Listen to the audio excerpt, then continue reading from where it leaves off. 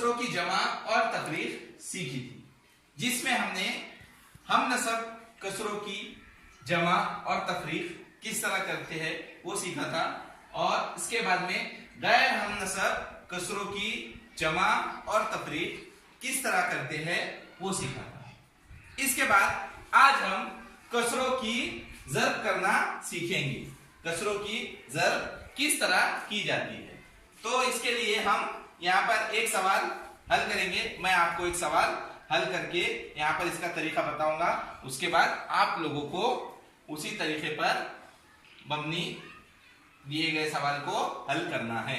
तो यहाँ पर हमने एक सवाल लिए 2/4, एक कसर लिए हमने 2/4, उसके बाद में दूसरी कसर ली हमने 3/5, और इन दोनों कसरों की हमें ज़र्ब करना है।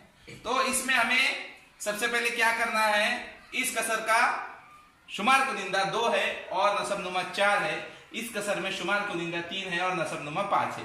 तो हमें यहाँ पर शुमार कुनिंदा को शुमार कुनिंदा से ज़र्ब करना है। तो हम 2 को 3 से ज़र्ब करेंगे, 2 × 3, शुमार कुनिंदा और शुमार कुनिंदा की ज़र्ब।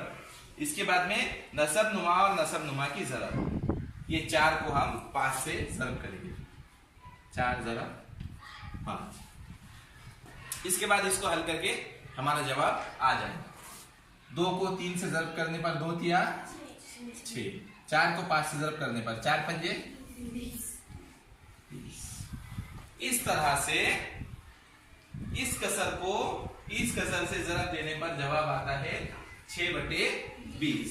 इस तरह से सवाल हमको हल करना है। अब इसके बाद में आप में से कोई भी एक यहाँ पर आगे आकर सवाल हल कीजिए।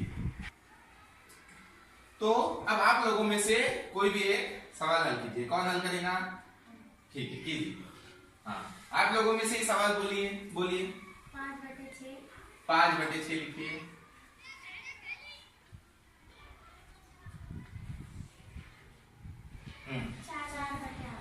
4/8 लिखिए।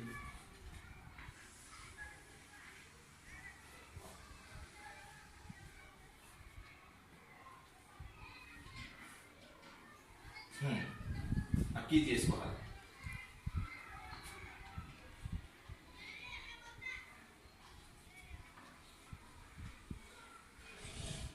हमको 5 से 4 को ज़र्ब करना है। हाँ, और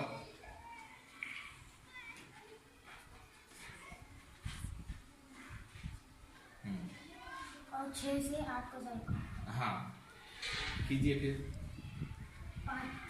5 × 20।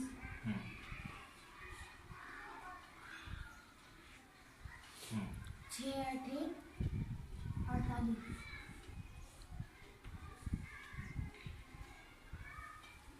Very good.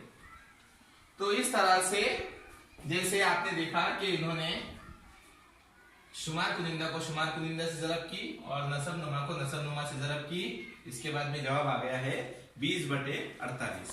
तो इस तरह से आप लोग कसरों की ज़र्ब कर सकते हैं।